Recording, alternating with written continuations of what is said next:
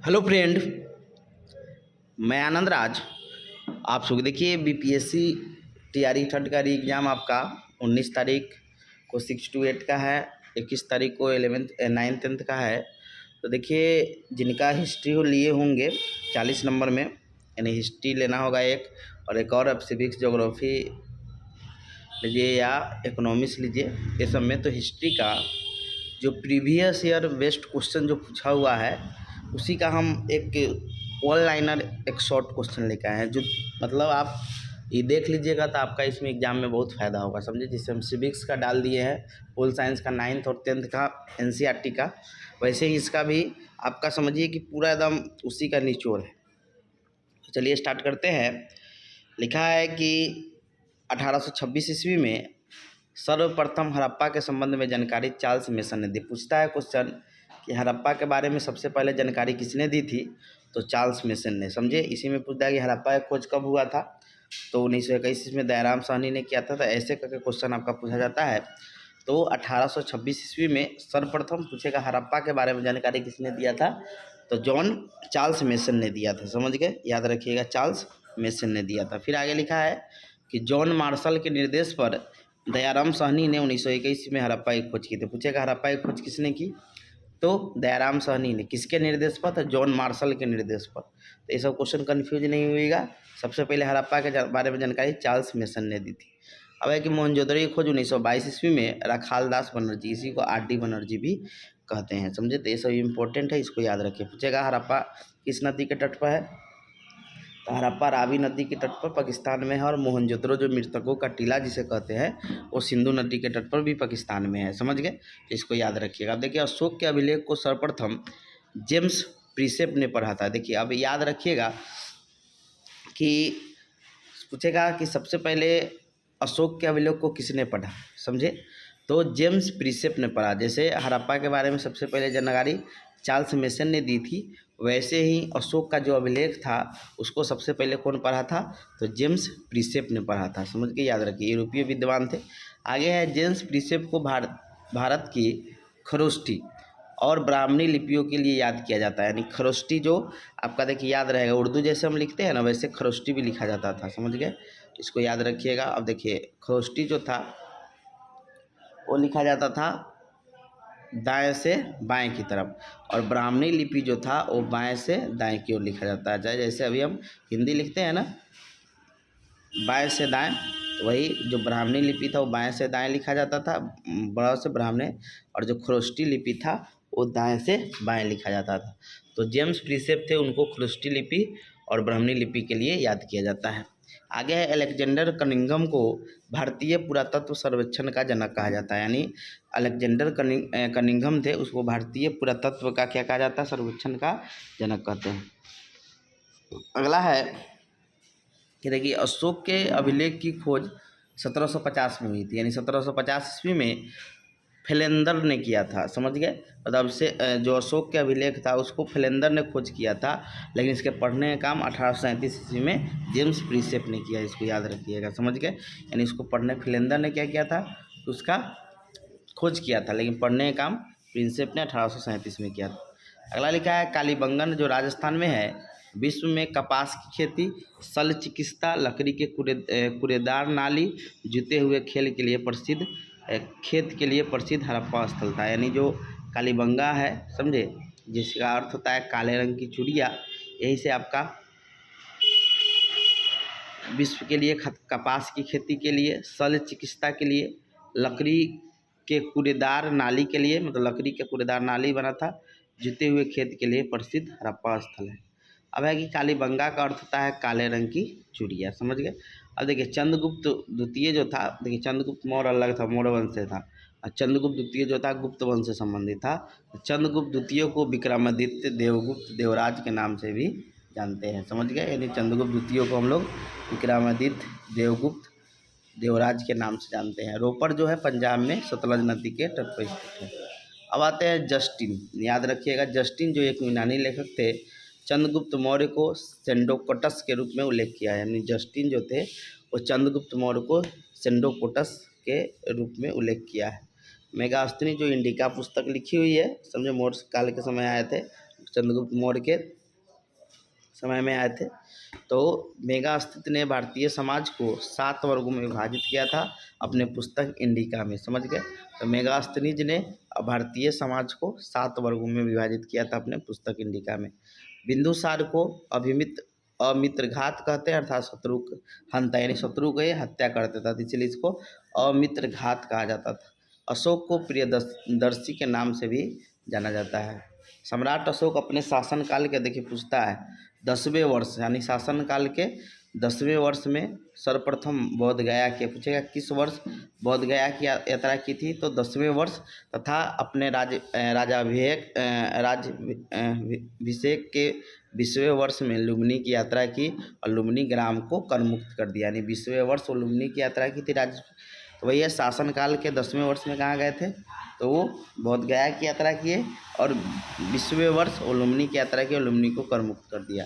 अशोक के राजा बनने के 8वें वर्ष, यानी अशोक राजा बना उसके 8वें वर्ष यानी 1961 बीसी 2261 बीसी में कलिंग का युद्ध हुआ था। 8वें वर्ष में क्या हुआ था, तो कलिंग पर आक्रमण हुआ था। कलिंग युद्ध का वर्णन 13वां अभिलेख में है और अब अशोक के जो धम्म का वर्णन है वो 11वें अभिलेख में है, समझ के याद रखिएगा। कलिंग युद्ध का वर्णन 13वें अभिलेख में है और धम्म का वर्णन 11वें अभिलेख में है। बौद्ध धर्म के त्रिरत्न है, 3 गो है, बुद्ध धम्म और संघ, याद रखिएगा। पूछेगा बौद्ध धर्म के त्रिरत्न कौन कौन है, तो बौद्ध धम्म, बुद्ध धम्म और संघ, समझ के। बुद्ध धम्म और संघ का वर्णन अशोक के भाभु अभिलेख में है। पूछेगा कि बौद्ध धर्म के जो त्रिरत्न है उसका वर्णन अशोक के किस अभिलेख में है, तो भाभु अभिलेख में, अर्थात भाभु अभिलेख धर्म से संबंधित है, अर्थात इसमें बौद्ध धर्म का वर्णन है और ये भाभु अभिलेख आपका राजस्थान में पड़ता है। भाभु अभिलेख की खोज कैप्टन बट ने की थी। अब देखिए आगे लिखा है कि महायान और हीनयान बौद्ध धर्म से संबंधित है। महायान और हीनयान पूछेगा किस धर्म से संबंधित है, बौद्ध जैन धर्म से संबंधित श्वेतांबर और दिगंबर था। तो राजस्थान के विराट नगर में आपका क्या है, भाभु अभिलेख है। इसमें आपका बौद्ध धर्म के त्रिरत्न था, बुद्ध धम्म संघ, इसका वर्णन मिलता है। आगे अशोक का पहला शासन था। अशोक पहला शासक था जिसने शिलालेखों के माध्यम से अपने संदेशों को लोगों तक पहुंचाने, पूछेगा कौन से शासक थे जो अपने शिलालेखों के माध्यम से लोगों तक पहुंचाए अपने संदेश को, तो अशोक था। अशोक के अधिकांश अभिलेख प्राकृत और ब्राह्मी लिपि में लिखी गई है, समझ गए। अगला है मस्की अभिलेख, जो कर्नाटक के रायचूर में अशोक ने अपना नाम अशोक लिखा है, यानी मक्सी अभिलेख में अशोक ने अपना नाम अशोक लिखा है, जो कर्नाटक में। इस अभिलेख में अशोक का पूरा नाम देवनाम प्रियदर्शी अशोक मिलता है, देवनाम प्रियदर्शी अशोक मिलता है। जोगद उड़ीसा में स्थित अशोक के अभिलेख है। भाभु एक ऐसा मात्र अभिलेख है जहाँ जो बेलनाकार है, माने भाभु एक ऐसा मात्र अशोक का ऐसा अभिलेख है जो क्या है, तो भाभु अभिलेख जो आपका राजस्थान में है वो क्या है, आपका बेलनाकार है। मौर्यकालीन अर्थव्यवस्था कृषि, पशुपालन और वाणिज्य पर आधारित थी, जिसे सम्मिलित रूप से वर्ता कहते हैं। यानी मौर्यकालीन जो अर्थव्यवस्था थी उसमें कृषि, पशुपालन और वाणिज्य 3 गो चीज़ मुख्य रूप से था, जिसे मुख्य रूप से वर्ता कहा जाता था, समझ गए। तो मौर्यकालीन अर्थव्यवस्था कृषि, पशुपालन एवं वाणिज्य पर आधारित थी, जिसे सम्मिलित रूप से वर्ता कहते हैं, समझ गए। अगला है कि मौर्य काल का प्रमुख व्यवसाय कृषि था और कृषि आय का प्रमुख स्रोत था उस समय, समझ गए। तो याद रखिएगा पशुपालन, वाणिज्य और कृषि तीनों के सम्मिलित रूप को वर्ता कहा जाता था उस समय। राजकीय भूमि की व्यवस्था करने वाला प्रधान अधिकारी सीताधाम कहलाता था, यानी राजकीय भूमि की व्यवस्था करने वाला जो प्रधान अधिकारी था उसे सीताधाम कहते थे। जूनागढ़ अभिलेख से चंद्रगुप्त के गवर्नर पुष्यगुप्त द्वारा सौराष्ट्र में निर्मित सुदर्शन झील की जानकारी मिलती है, जिसका पुनर्निर्माण स्कंदगुप्त ने भी किया था। यानी जूनागढ़ अभिलेख से समझे चंद्रगुप्त के जो गवर्नर थे वही मतलब सुदर्शन झील की निर्माण किए थे, समझ गए, पुष्यगुप्त। और इसका पुनर्निर्माण कौन किया था, स्कंदगुप्त ने भी किया था। मौर्य काल में सोने, चांदी और तांबे के सिक्के का प्रचलन था, यानी मौर्य काल में सोना, चांदी, तांबे का सिक्के का प्रचलन था।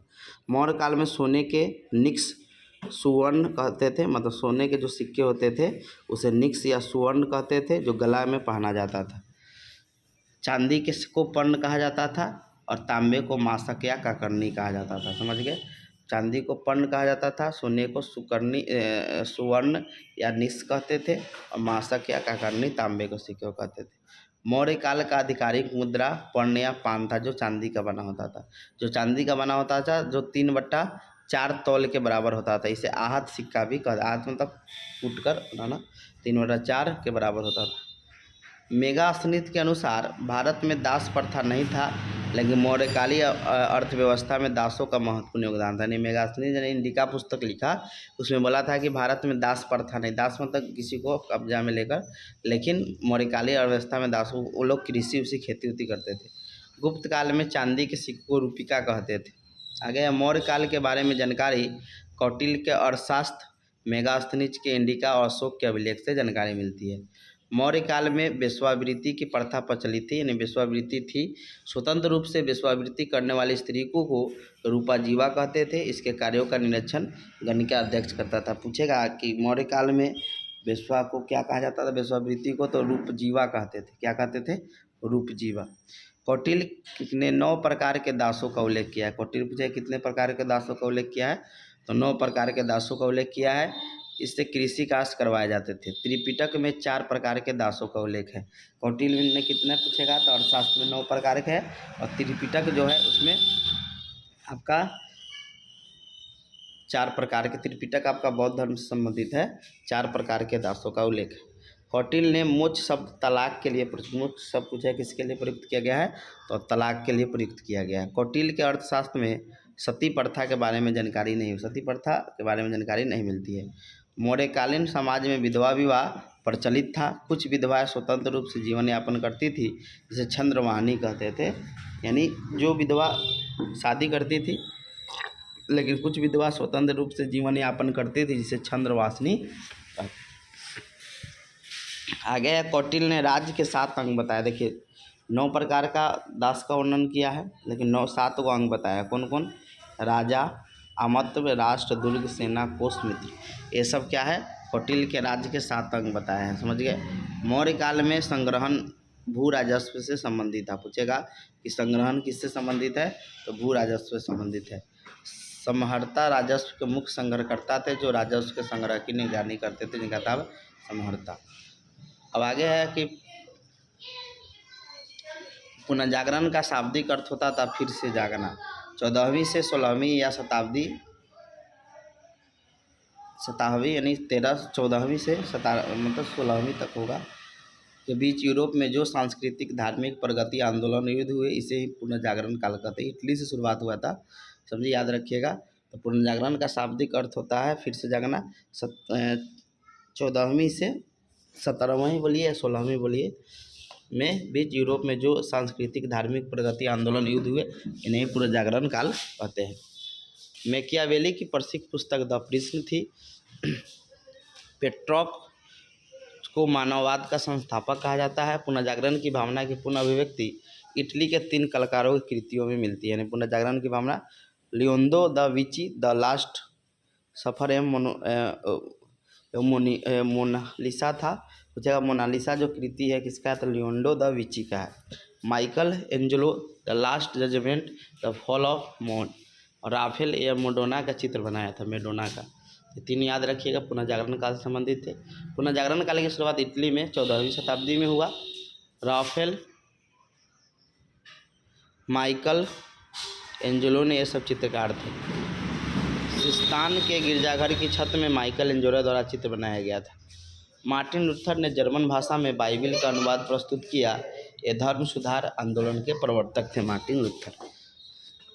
रोमियो एंड जूलियट शेक्सपियर की अमर कृति है। आगे है कि हर्ष का प्रधान जो सचिव था, पूछ देगा, तो वो था भंडी। समझ गए? इसका ममेरा भाई था। हर्ष का प्रधान सचिव पूछेगा तो भंडी था। विदेश सचिव था वो अवंती था। उसके बाद प्रधान सेनापति पूछेगा तो सिंहनाथ था। अश्वरोही का सेना प्रमुख कुंतल था। गज का था स्कंदगुप्त। समझ गए?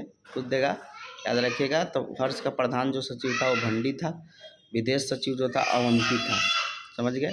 प्रधान सेनापति सिंहनाद था। अश्वरोही का प्रधान था कुंतल, और गज का था गजहाती का स्कंदगुप्त। हर्षवर्धन काल में पुलिस कर्मियों को चाट या भाट कहते थे।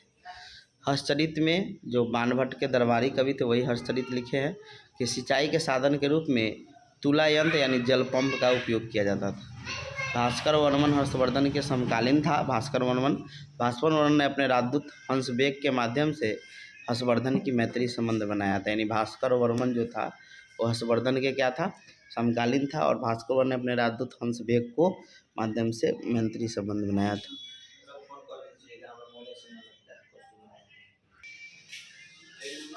तो भास्कर वर्मन जो हर्षवर्धन के समकालीन था और भास्कर वर्मन के जो एक राजदूत था हंसबेग, उसी ने हर्षवर्धन से दोस्ती करवाई थी। आगे है कि राजा राम प्रथम ऐसा चोल शासक था जो संपूर्ण द्रविड़ प्रदेश को जीता था। यानी दक्षिण के सब प्रदेश को राजा राम प्रथम ने श्रीलंका को भी जीत लिया था। चोल वंश का संस्थापक बिजलाय था। चोल वंश के स्थानीय स्वशासन के लिए जानी जाती है और स्थानीय स्वशासन उसका बहुत अच्छा था। चोल वंश का सर्वाधिक विस्तार राजेंद्र चोल प्रथम के समय हुआ था। मतलब राजा राम प्रथम जीता हुआ था, लेकिन सबसे ज़्यादा विस्तार जो हुआ था राजेंद्र चोल प्रथम के समय हुआ था। राजेंद्र चोल और राजा राम प्रथम ने सिंगल यानी श्रीलंका नरेश महेंद्र पंचम को पराजित प्रथम और राजा राम प्रथम। चोल राजवंश अपनी नौसैनिक शक्ति के लिए भी प्रसिद्ध थी। राजा राम प्रथम का पुत्र राजेंद्र प्रथम था। राजेंद्र प्रथम के समय नौसैनिक शक्ति चरम पर थी, मतलब बहुत अच्छा था। अब देखिए पूछ देता है कि फ्लाइंग शट्टर, बहुत भी है और पूछा भी जाता है कि फ्लाइंग शट्टर यानी तेज चलने वाला शट्टर होता है, उसका खोज किसने किया था, तो जॉन के ने किया था। फ्लाइंग शट्टर का पूछेगा कि आविष्कार किसने किया था, तो जॉन के ने किया था। सेफ्टी लैम्प का कौन किया था, हेम्फी डेवी, तो आपको याद है, लेकिन ये याद रखिएगा जॉन के ने क्या किसका किया था, तो फ्लाइंग शट्टर का किया था।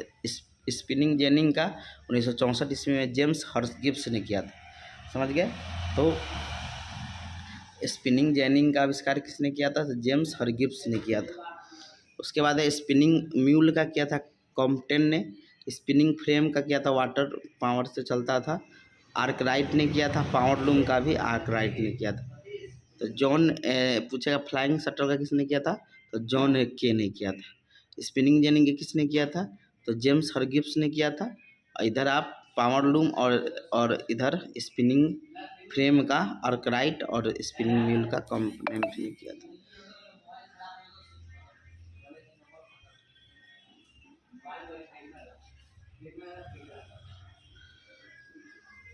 आगे है अब्राहम डाम्बी ने सर्वप्रथम लौह अयस्क को पिघलाया कोक के मदद से। पूछेगा अब्राहम डाम्बी ने, ये सब औद्योगिक क्रांति के समय हुआ था।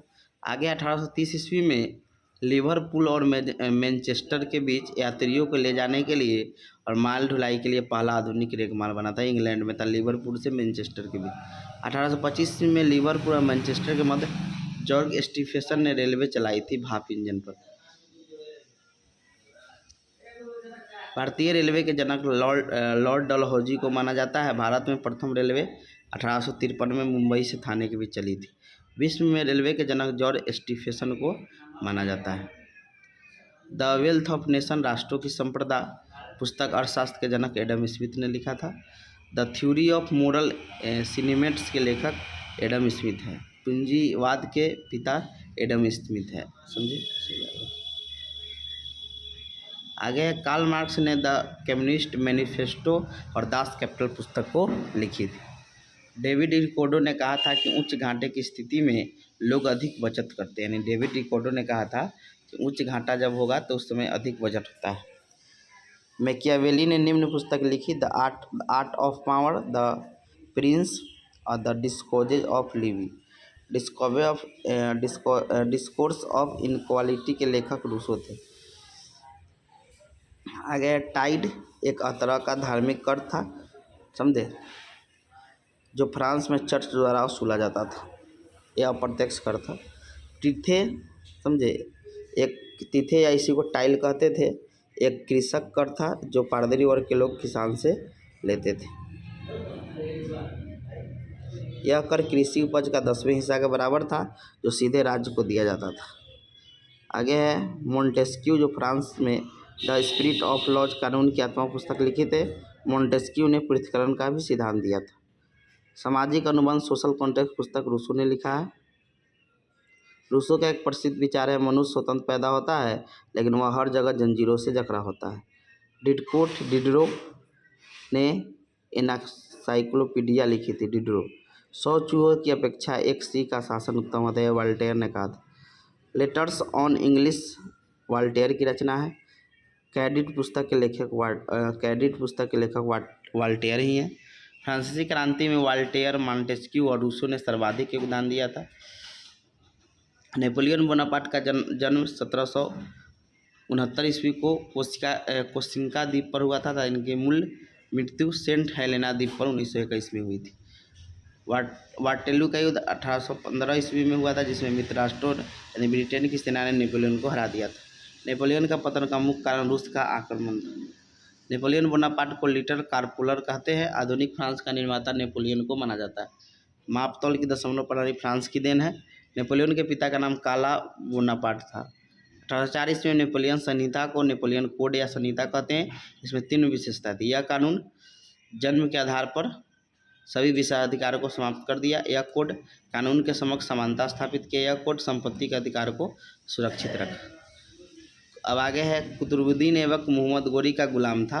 गुलाम वंश का संस्थापक कुतुबुद्दीन ऐबक था। इसे लाख बख्श यानी लाखों का दान करने वाला कहा जाता है। यानी कुतुबुद्दीन ऐबक को मोहम्मद गोरी का गुलाम था। कुतुबुद्दीन ऐबक ने 1 लाख जित्तल के अंदर ही इल्तुतमिश को खरीदा था। नालंदा विश्वविद्यालय को ध्वस्त करने वाला कुतुबुद्दीन ऐबक का सहायक सेना नायक बख्तियार खिलजी था। जित्तल एक प्रकार के सोने का सिक्का था। एक जित्तल का वजन 11.66 ग्राम होता था। इल्तुतमिश को 116.6 केजी सोने से खरीदा गया था। इल्तुतमिश एक तुर्की गुलाम था जिसे कुतुबुद्दीन ऐबक ने खरीदा था। इल्तुतमिश बाद में कुतुबुद्दीन ऐबक का दामाद भी बना। कुतुबुद्दीन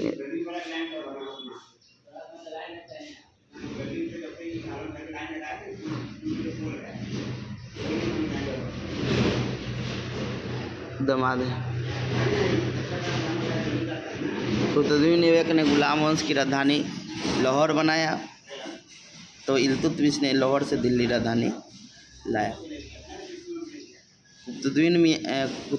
कुतुब मीनार का नींव इल्तुतमिश ने रखा, लेकिन पूरा इल्तुतमिश ने किया। कुतुबुद्दीन ऐबक की मृत्यु चौगान खेलते समय घोड़े से गिरने से हो गई। बलबन इल्तुतमिश का गुलाम था। देखिए, कुतुबुद्दीन का गुलाम इल्तुतमिश था, बाद में दामाद बना, फिर इल्तुतमिश का गुलाम बलबन हुआ। 40 गुलाम सरकारों का संगठन, जिसे तुर्कान ए चिलगानी कहते हैं, इल्तुतमिश ने शुरू किया, जिसे बंद बलबन ने कर दिया। 40 गुलामों का सरकार इल्तुतमिश शुरू किया, बलबन बंद कर दिया। इक्तादारी प्रथा के बाद इल्तुतमिश ने किया था। इक्ता एक ज़मीन का टुकड़ा था। सिजदा एवं पौवस की शुरुआत बलबन ने किया था। बलबन ने फ्रांसीसी रीति रिवाज पर आधारित नवरोज उत्सव को भी आरंभ किया था। सिजदा और पैबोस और नवरोज। बलबन अपने विरोधियों को दमन के लिए लौ एवं रक्त की नीति का पालन करता था। बलबन ने दरबार में फ्रांसीसी कवि अमीर खुसरो और अमीर हसन रहते थे। अमीर खुसरो अलाउद्दीन खिलजी के भी दरबारी कवि थे। तोता ए हिंद अमीर खुसरो कहते थे। कव्वाली के जनक अमीर खुसरो कहते हैं। खुसरो बलबन से मोहम्मद तुगलक के दरबार में आए। खुसरो को वॉइस ऑफ इंडिया यानी भारत की आवाज़ या भारत का तोता भी कहते थे। सितार और तबले का आविष्कार का श्रेय अमीर खुसरो को ही जाता है। इल्तुतमिश पहला शासक था जिन्होंने 1229 ईस्वी में बगदाद के खलीफा से सुल्तान पद की वैधानिक स्वीकृति प्रदान की।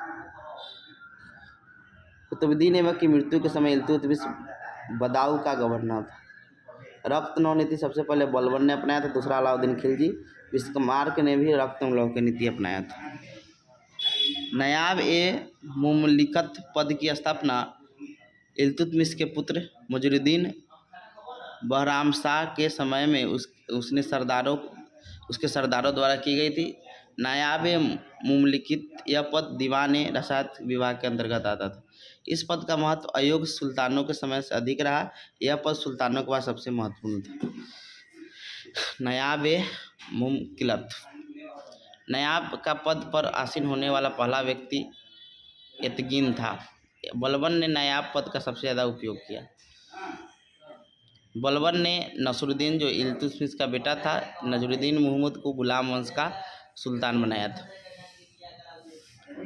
नसरुद्दीन ऐसा सुल्तान था जो टोपी सीकर अपना जीवन निर्वाह करता था। बलबन ने अपनी पुत्री की शादी नसरुद्दीन से किया। बलबन का वास्तविक नाम बहरुद्दीन था। नसरुद्दीन मोहम्मद ने बलबन को उलूंग खां की उपाधि दी थी। अजमेर में 2.5 दिन का झोपड़ा नामक मस्जिद का निर्माण कुतुबुद्दीन ऐबक ने किया था। नसरुद्दीन मोहम्मद ने अपने प्रधानमंत्री बलबन को बनाया। इल्तुतमिश ने चांदी का सिक्का जिसे टंका कहते थे और तांबे का सिक्का जितल को जारी किया था।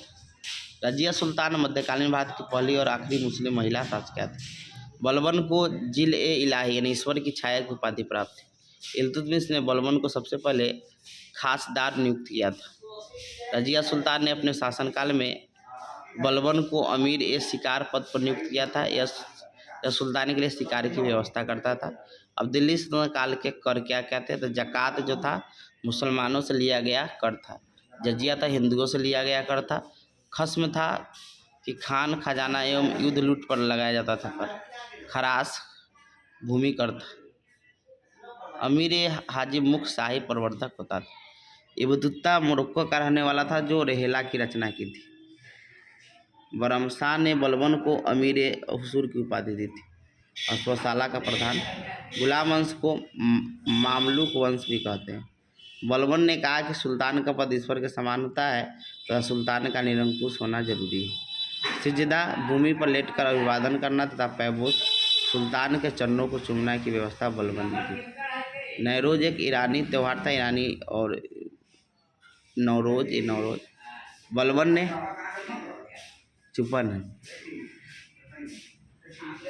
बलबन ने दीवान अर्ज यानी सैन्य विभाग की स्थापना की थी। इल्तुतमिश ने बलबन को ग्वालियर विजय के बाद खरीदा और उसकी योग्यता से प्रभावित होकर खासदार का पद सौंपा।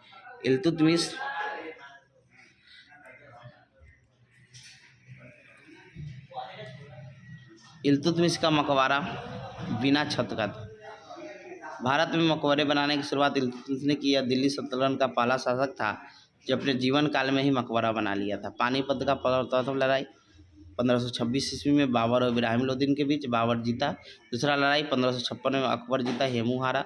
तीसरा में 1761 में अहमद शाह जीता, अहमद शाह अब्दाली जीता और मराठा हार गया। अफगानी सेना थी। बलबन ने अपने जीवन काल में अपना मकबरा बनवाना शुरू किया था, लेकिन तब तक उसकी मृत्यु हो गई। तब बाद में उनका बेटा मोहम्मद तुगलक ने इसे पूरा किया। दिल्ली सल्तनत में 5 राजवंशों ने शासन किया। देखिए, गुलाम के बाद दिल्ली सल्तनत आया, समझे। पहला आया मतलब गुलाम वंश में दिल्ली सल्तनत में 5 आया। गुलाम वंश, खिलजी वंश, तुगलक वंश, सैयद वंश, लोदी वंश। यानी गुलाम, खिलजी, तुगलक, सैयद और आपका लोदी। तो गुलाम हो गया, उसके बाद खिलजी आया, तुगलक आया, सैयद और लोदी। अकबर का जन्म 1542 ईस्वी में अमरकोट में हुआ था। पानीपत के तीसरे युद्ध के समय मुगल बादशाह शाह आलम द्वितीय था। हल्दी घाटी के 1576 ईस्वी में मेवाड़ का शासक महाराणा प्रताप और अकबर हुआ करता था। अकबर का सेनापति मानसिंह था। गुजरात विजय के दौरान अकबर पुर्तगालियों से मिला और पहली बार समुद्र देखा। अकबर ने आगरा की राजधानी फतेहपुर सिकरी लाया, मतलब आगरा से फतेहपुर सिकरी लिया। दीन इलाही धर्म अकबर ने शुरू किया।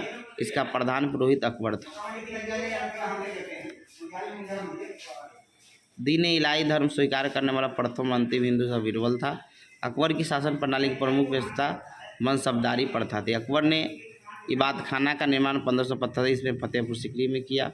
अकबर के दरबार में 9 रत्न थे: अबुल फजल, फैजी, तानसेन, बीरबल, टोडरमल, मानसिंह, अब्दुल रहीम खान, फ़कीर, अजरीमुद्दीन, मुल्ला दो प्याज। अबुल फजल ने अकबरनामा लिखा था फारसी भाषा में। बीरबल का बचपन का नाम महेश दास था। अबुल फजल ने अकबरनामा लिखा था। तानसेन का बचपन का नाम रामतनु पांडे था। पंचतंत्र विष्णु शर्मा का फारसी भाषा में अनुवाद अबुल फजल ने किया था। बदाऊन जो अकबर के दरबार में रहते थे, रामायण और महाभारत, रजनामा, युद्धों का पुस्तक का फारसी में अनुवाद किया था। अकबरनामा के 3 भाग में, जिससे तीसरे भाग को आईने अकबरी कहते हैं। अकबरनामा के 3 भाग थे। पहला भाग में अकबर के पूर्वज के बारे में था, दूसरा भाग में अकबर के शासन में बात था, तीसरा था आईने अकबरी थे। इसमें प्रशासन, गृहस्थी, सेना से संबंधित था। अकबर के काल में हिंदी साहित्य का स्वर्ण काल कहा जाता है। 4 बाग बनाने का परंपरा अकबर ने शुरू किया था। मुगलों का राजकीय भाषा फारसी थी। अकबर नकारा यानी नगारा नामक वाद्य यंत्र बजाने वाला था। अकबर ने बुलंद दरवाज़ा का निर्माण गुजरात के विजय के उपलक्ष्य में किया था। अकबर का अंतिम विजय असीरगढ़ था, जिसे 1601 में जीता था। दास प्रथा, जाजिया कर, तीर्थयात्रा पर कर, ये सब अकबर ने हटाया था। अकबर ने हिंदुओं पर से जजिया कर को समाप्त कर दिया। यूसुफजाइयों के विद्रोह को दबाने के दौरान बीरबल की हत्या हो गई। राजस्व प्राप्ति के लिए जब्ती प्रणाली अकबर के शासनकाल में शुरू हुई थी। दसवंत और बसावन अकबर के दरबार के चित्रकार थे। अकबर के समकालीन सूफी संत शेख सलीम चिश्ती थे। इन्हीं के नाम पर जहांगीर का नाम सलीम रखा गया था। 10 साल बंदोबस्त अकबर के दीवान टोडरमल ने लगाया था।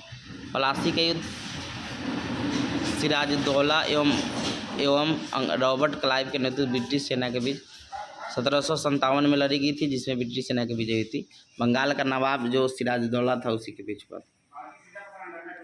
23 जून। प्लासी की लड़ाई में भारत में ब्रिटिश साम्राज्य की नींव पड़ी। प्लासी युद्ध के समय मुगल शासक आलमगीर द्वितीय था। प्लासी के युद्ध में मीर जाफर ने ब्रिटिश सेना की तरफ से मिल गया था। मीर जाफर सिराजुद्दौला का सेना प्रमुख था। प्लासी युद्ध के समय बंगाल का गवर्नर रॉबर्ट क्लाइव था।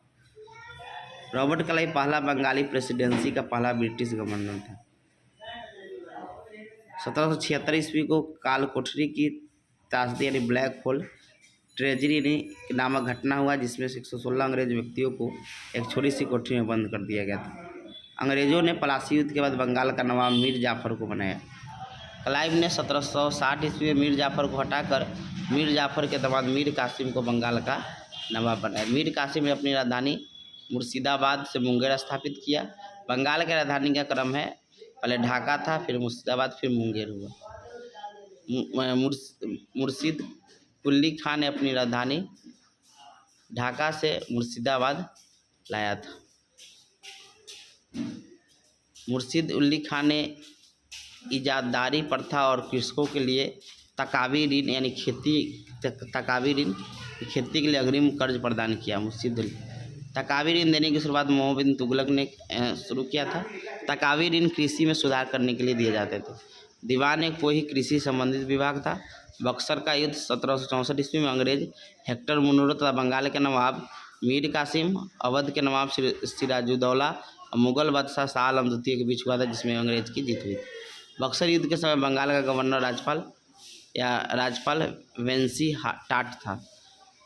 बक्सर के युद्ध का अंत 1765 ईस्वी में इलाहाबाद की संधि से हुआ था, या 1765 होगा। बक्सर युद्ध के बाद रॉबर्ट क्लाइव बंगाल में के पहले गवर्नर बने। रॉबर्ट क्लाइव को भारत का विजेता कहते हैं। गोलघर का निर्माण 1786 ईस्वी में अनाज के भंडारण करने के लिए जॉन गास्टिन ने किया था। बक्सर युद्ध के समय पटना में अंग्रेजी कंपनी का प्रभारी एलिस था। अब आते हैं टीआरई थर्ड के कुछ इम्पोर्टेंट जनजातीय आंदोलन से है कि सफा हर आंदोलन संथाल आदिवासी से जुड़ा था। संथालों के नेतृत्व में 1668 ईस्वी में सफा हर आंदोलन भागीरथ माछी द्वारा शुरू किया गया था।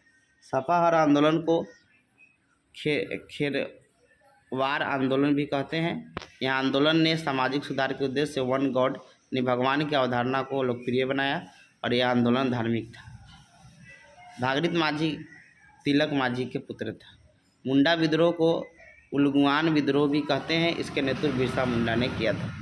बिरसा मुंडा को धरती आवा भी कहते हैं। संताल विद्रोह को दमन एक को भी कहते हैं। भागलपुर से राजमहल के बीच का क्षेत्र दामन एक को नाम से जाना जाता था। भागलपुर से राजमहल। अब आते हैं कि अविनाश टैगोर ने स्वदेशी आंदोलन की प्रेरणा हेतु भारत माता की पेंटिंग 1905 में चित्रित की थी। रविन्द्रनाथ टैगोर के पिता देवेंद्रनाथ टैगोर ने 1839 ईस्वी में तत्वबोधिनी नामक सभा की स्थापना की थी। रविन्द्रनाथ टैगोर का जन्म 1861 ईस्वी को हुआ, तथा इनकी मृत्यु 1941 ईस्वी में हुई। 1913 ईस्वी में साहित्य के नोबेल प्राइज जीतने के वाला पहला यूरोपीय और पहले गीतकार थे। इन्हें गीतांजलि के लिए नोबेल प्राइज़ मिला था। 1915 में किंग जॉर्ज पंचम ने टैगोर को नाइटहुड की उपाधि प्रदान की, जिसे बाद में 1919 के जालियांवाला बाग हत्याकांड बाद त्याग दिया। उनकी कृति भारत में जनगण मन और बांग्लादेश में अमर सोनार बांग्ला को 2 देशों द्वारा राष्ट्रगान के रूप में चुना गया। पश्चिम बंगाल ने बंगार जोड़ को अपने आधिकारिक राज्यगान में शामिल किया है। शांति निकेतन की स्थापना 1960 के दशक ने 63 में रविन्द्रनाथ टैगोर ने किया था। आगे है विश्व भारती विश्वविद्यालय की स्थापना 1921 में रविन्द्रनाथ ठाकुर ने किया था। 1921 में रविन्द्रनाथ टैगोर ने ब्रह्मचर्य आश्रम की स्थापना की, जो बाद में इसका नाम शांति निकेतन रखा गया। 5 स्टूडेंट के साथ शांति निकेतन की स्थापना की और 5 स्टूडेंट से बड़े पुत्र भी थे। इटली के एकीकरण में जनक मेजनी को माना जाता है। 19वीं सदी के पूर्वार्ध में इटली में 13 राज्य थे। इटली के एकीकरण में सबसे बड़ा बाधक ऑस्ट्रिया था। इटली के एकीकरण का तलवार गैरिबाल्डी को कहा जाता था। इटली के एकीकरण का श्रेय मेजनी, काउंट काबूर और गैरिबाल्डी को दिया जाता है। इटली का एकीकरण 1978 में हुआ। मेजनी ने यंग इटली 1931 और यंग यूरोप संस्था की स्थापना की थी। 1920 ईस्वी के असहयोग आंदोलन के दौरान कांग्रेस के विधान परिषद के बहिष्कार के सिद्धांत प्रबल विरोधी चित्तरंजन दास और मोतीलाल नेहरू थे। 1922 ईस्वी में कांग्रेस का गया में अधिवेशन होता है चित्तरंजन दास की अध्यक्षता में। इस अधिवेशन में चित्तरंजन दास ने सेंट्रल असेंबली के चुनाव लड़ने विधायिका में प्रवेश की बात रखी, लेकिन यह प्रस्ताव लागू नहीं हुआ, जिससे चित्तरंजन दास ने अध्यक्ष पद से इस्तीफा दे दिया। 1923 में स्वराज पार्टी की स्थापना हुई। चित्तरंजन दास अध्यक्ष थे और मोतीलाल नेहरू सचिव थे। केलोंग बियर्ड पैक्ट संधि 1928 ईस्वी में हुआ था। यह संधि राष्ट्र संघों के दायित्व को निभाने के लिए की। इसमें सभी देश ने मिलकर यह निर्णय लिया कि युद्ध को राष्ट्रीय नीति का उपकरण न बनाया जाए। इस संधि पर जर्मनी, फ्रांस और यूएस द्वारा हस्ताक्षर किया। इस संधि का नाम अमेरिका के विदेश मंत्री फ्रैंक डी एलोंग और फ्रांसीसी विदेश मंत्री एलिस्टा ब्रॉड के नाम पर रखा गया। पेरिस शांति समझौता 1919 को प्रथम विश्व युद्ध के समाप्ति के बाद प्राचीन देशों के लिए शांति की शर्तों निर्धारित करने के लिए एक विजयी देशों द्वारा बैठक था। इस बैठक में अमेरिका के राष्ट्रपति वुडरो विल्सन, ब्रिटेन के प्रधानमंत्री लॉर्ड जॉर्ज, फ्रांस के कैलेमियस और इटली के विक्टोरिया ओलेग्रेंडो ने भाग लिया था। यूएसए, जापान, ब्रिटेन को पेरिस संधि में बिग 3 कहते हैं और बिग 4 कहते थे अमेरिका, ब्रिटेन, फ्रांस और इटली को। औद्योगिक क्रांति के संदर्भ में कोडिंग शब्द उस प्रक्रिया को इंगित करता है जिससे कपास या उनकी कटाई होती है। औद्योगिक क्रांति के शुरुआत इंग्लैंड में सूती वस्त्र उद्योग से मशीनरी से माना जाता है। औद्योगिक क्रांति का अर्थ उत्पादन प्रणाली में परिवर्तन था। औद्योगिक क्रांति की शुरुआत 18वीं शताब्दी के मध्य में माना जाता है, 18वीं से 19वीं शताब्दी में। औद्योगिक क्रांति शब्द का प्रयोग सर्वप्रथम एलान ट्रायनोवी ने किया था। यूएनओ की स्थापना 24 अक्टूबर 1945 को हुआ था। द्वितीय विश्व युद्ध के बाद शांति स्थापित करने के उद्देश्य से यूएनओ की स्थापना की गई 51 देशों के द्वारा। वर्तमान समय यूएनओ में सदस्य देशों की संख्या 193 है। दक्षिणी सूडान है। यूएनओ का मुख्यालय न्यूयॉर्क। संयुक्त राष्ट्र संघ के वर्तमान महासचिव एंटोनियो गुटेरस है। संयुक्त राष्ट्र संघ के प्रथम महासचिव टिग्रवेली थे।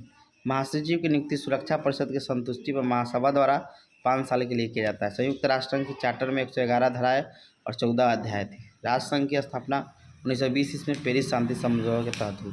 यूएनए के अनुच्छेद 15 का उद्देश्य उच्च जीवन है।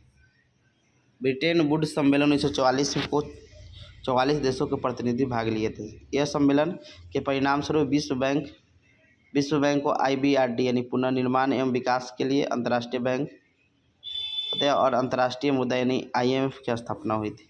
1970 ईस्वी में ब्रिटेन वुड सम्मेलन में जो समझौता हुआ उसे विघटन हो गया।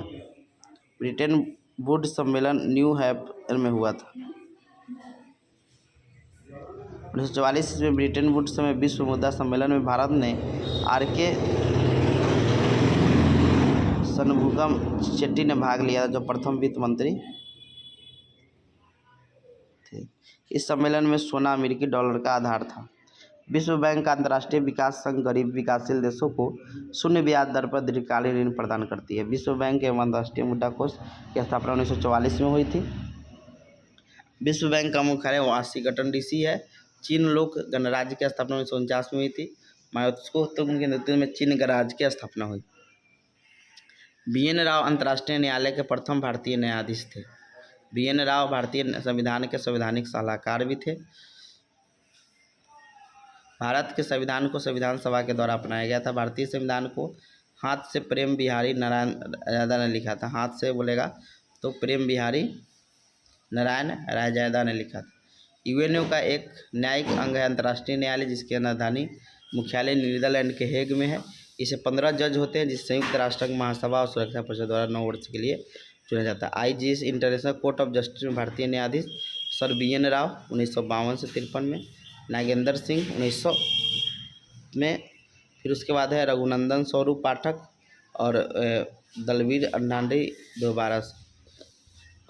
औपनिवेशिक काल यानी अंग्रेजी काल, ब्रिटिश काल में राजस्व प्रणाली निम्न थी। अस्थायी बंदोबस्त या जमींदारी प्रथा या इस्तेमारी बंदोबस्त। गवर्नर जनरल इसे लॉर्ड कॉर्नवालिस ने 1793 में लागू किया था। इसमें जारी जमीन जमींदारों को होती थी तथा ये अंग्रेज को पैसा देते थे। लॉर्ड कॉर्नवालिस को भारत में सिविल सेवा के जनक भी कहते हैं। अस्थायी बंदोबस्त की प्रमुख बात थी कि इसमें जमीन के मालिक किसान हो गए,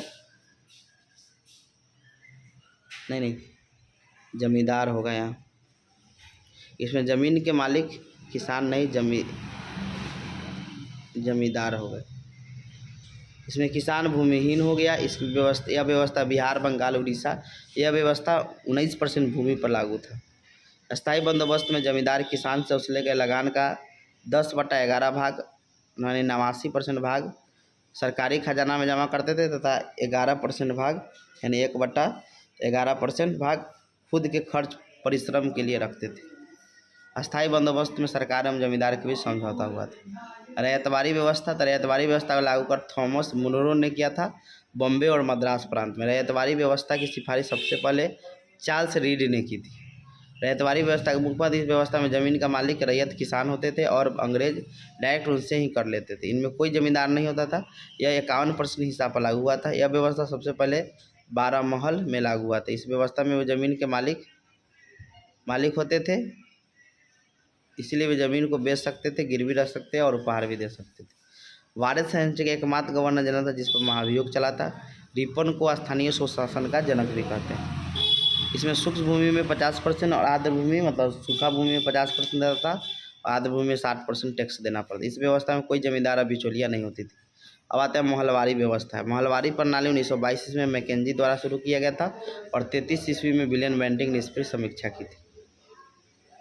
यह व्यवस्था यूपी, हरियाणा, दिल्ली, पंजाब में लागू हुआ था। महलवारी व्यवस्था का मुख्य बात, यह व्यवस्था में अस्थायी बंदोबस्त या जमींदारी प्रथा और रैयतवारी दोनों की व्यवस्था के तत्व थे। इसमें कर गांव के प्रधान या मुखिया या ग्राम नेता जमा करते थे। यह व्यवस्था को संशोधित जमींदारी प्रणाली भी कहा जाता है क्योंकि गांव का मुखिया वस्तुतः जमींदार ही होता था।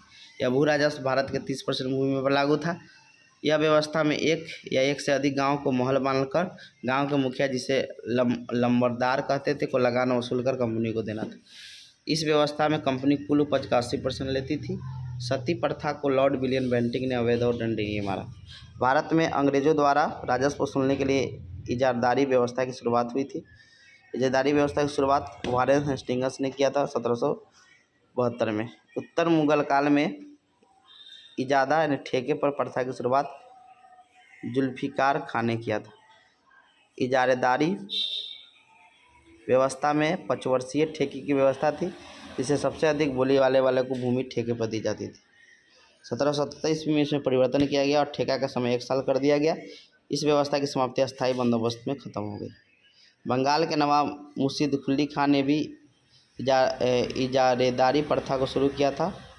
राज्य की हड़प नीति यानी doctrine of lapse Lord Dalhousie ने शुरू किया था। इस व्यवस्था अनुसार शासकों के स्वाभाविक उत्तराधिकारी की अनुपस्थिति में हिंदू भारतीय राज्यों को विनाश कर दिया गया। सहायक गठबंधन प्रणाली एक गैर हस्तक्षेप नीति था जिसे जिसे लॉर्ड वेलजरी द्वारा शुरू किया गया था। इस नीति के अनुसार भारत के शासकों को ब्रिटिश सेना का भरण पोषण के लिए अनुदान देना होता था। सहायक संधि को सबसे पहले फ्रांसीसी गवर्नर जनरल डुप्ले ने किया था। अंग्रेजों के साथ सहायक संधि में प्रवेश करने वाला भारतीय शासकों को अपने स्वयं के सशस्त्र बलों सेना नहीं रख सकते को भंग करना पड़ा और ब्रिटिश सेना को स्वीकार करना पड़ा। सहायक संधि के तहत भारतीय शासकों को ब्रिटिश सेना के रखरखाव के लिए भुगतान करना पड़ता था। सहायक संधि का मुख्य उद्देश्य भारत पर चरणबद्ध रूप से कब्जा करना था। सहायक संधि को स्वीकार करने वाला प्राथमिक शासक अवध का शासक था, जो 1765 मतलब ऐसे 1765 ईस्वी में जब बक्सर का युद्ध खत्म हुआ, उस कंपनी निश्चित धन के बदले अवध की सीमाओं को रक्षा करने का वचन दिया और लॉर्ड वेलजरी की सहायक संधि नहीं, ये लॉर्ड वेलजरी की सहायक संधि नहीं थी।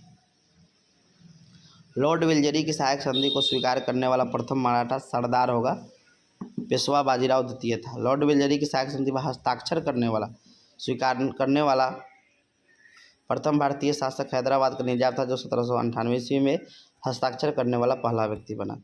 इस नीति पर 1799 ईस्वी में हस्ताक्षर करने वाला दूसरा व्यक्ति मैसूर था। ये खत्म हो गया और भी हम वीडियो डालते रहेंगे। समझे? Thank you.